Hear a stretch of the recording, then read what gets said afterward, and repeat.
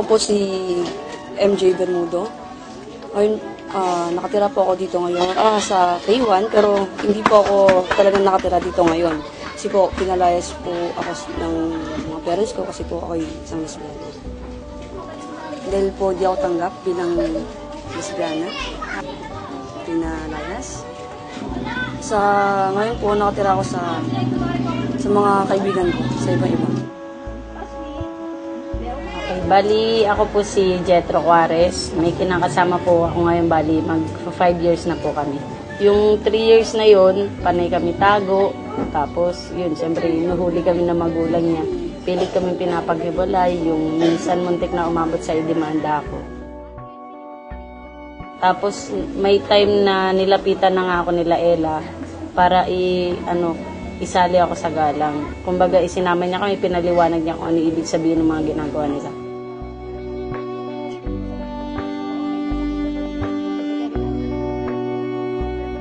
Ang salitang galang po ay Filipino term ng respect. Ito po ang aming staff house na kung saan siyam na buwan na po kaming naninirahan ni Jiki para nga po malaman namin yung tunay na sitwasyon ng mga lesbiana at ng buong komunidad.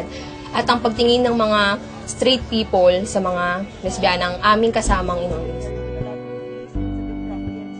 Po sa kanila, pero yung sa tingin niyo sa kanila. Pero pangit yung tunggoy na lagi ganun. Kasi diba sabi sa Biblia na ang dalawang uri lang yung tao, lalaki at saka babae.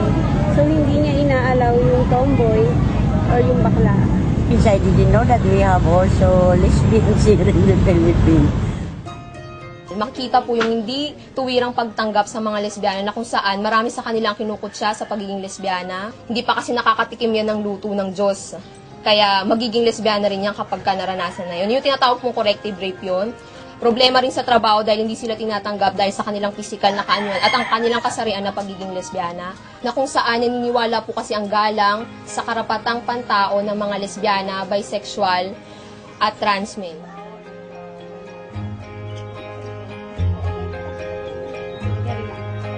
Lagi pong may proseso kapag nagkakaroon po kami ng trainings. Una po, nagbabahay-bahay muna. Pinapaliwanag po kung para saan yung training. At personally, tinatanong po namin sila kung a-attend sila sa training na to, ano yung magiging epekto sa kanila? Willing ba sila? Na hindi lang kami yung bastang magre-resolve ba? Kasi gusto namin na nagmumula sa kanila na yung mga aksyon tungkol sa mga issue na kanilang isinatinig.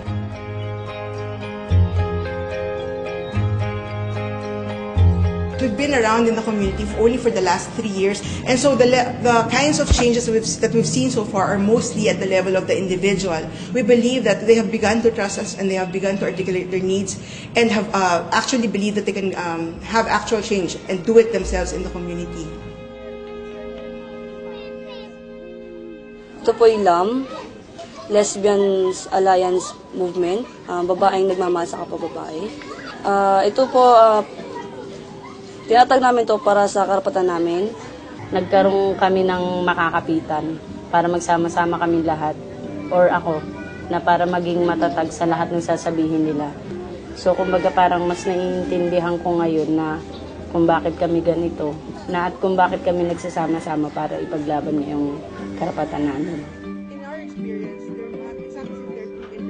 Galang is a key example of the kind of group that Mama Cash funds because of its commitment to working with those on the margins, because of its commitment to working with people in those communities rather than having someone from outside come in and tell them what to do, and because of its longer-term vision for change for lesbians, bisexuals, and transgender people.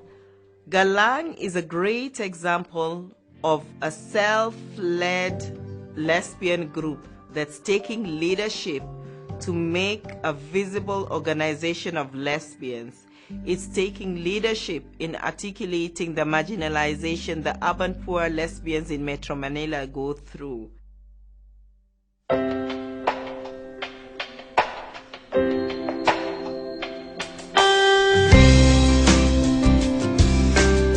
Pero sa amin, parang naging okay kasi naiintindihan na nila kung ba't nagmamahal ang babae sa kapwa-babae. Gusto ko lang po na galangin kami, respeto ng bawat tao na Hindi lang sila yung may damdamin na kapag sinabihan. Respeto, parang gano'n. Respeto na kapag nakikita kami, isipin nila na pare-pareho kaming tao. I think Mama Cash has given Galang the critical push that it needs to start the project of movement building by providing us not only with resources, but that needed support, moral support, to continue with this difficult journey that we engaged in. Sa pagtapos ng isang taon, kakayanin na nila at nandun na po yung capacity na hawakan yung organisasyon. So, sa proseso po, sana makita ng mga tao sa komunidad na ang mga lesbiana ay hindi po kaiba sa iba pang tao sa komunidad na kung saan nakakatulong din sa pag-unlad ng komunidad nila at may kapantay na karapatan sa lahat.